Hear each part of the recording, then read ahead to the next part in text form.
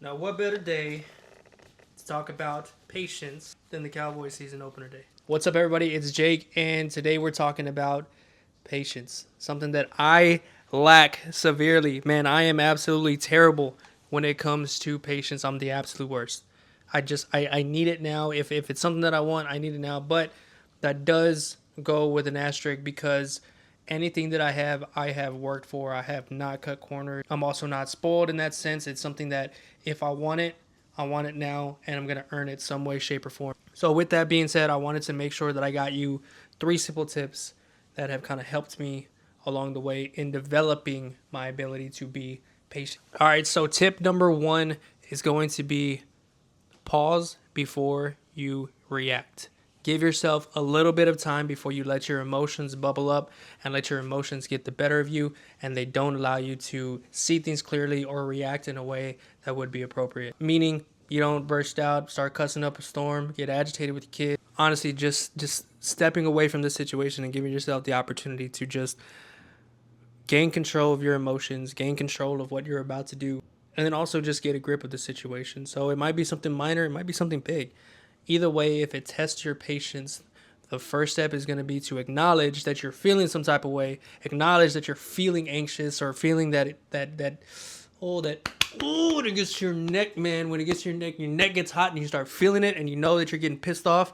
Honestly, you're getting irritated because you haven't been practicing developing being patient. So if your kid's supposed to drink, for example, instead of getting immediately mad, give yourself a couple seconds. Maybe the walk to get some paper towels or napkins or whatever, or a small towel or whatever you're getting.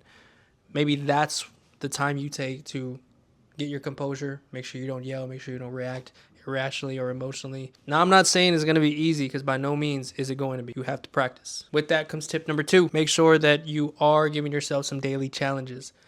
It's like that quote in Bruce Almighty when Morgan Freeman, who portrays the being of God, basically tells her, when someone prays for patience, do you think God gives them patience or does he give them opportunities to be patient?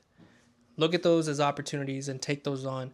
Be conscious of these opportunities that are given to you and practice being patient. And I swear to you, you will develop it. I'll be the first to tell you that it's going to take work. It's not easy. It's definitely not easy. But I will be the first to tell you that if you are conscious about it and you are acknowledging that these are opportunities to be patient, that's going to be one step in the right direction and you are going to progress. I promise you that. And last but not least, tip number 3 is going to be reframing the situation. So not too long ago, I was sitting in traffic and honestly, I was getting kind of worked up for no reason. I was feeling a little bit pissed off. It was hot as hell. Also, the windshield over here in Texas is reading 111, bro. And I swear to you, when I tell you that I smelled bacon, it was just me. I was cooking. I was sitting in traffic. I was getting pissed off, and I found myself kind of being like, damn, man, like this. I'm getting irritable and whatever. Either way, it's these types of moments where you can reframe the situation. Are you sitting in traffic?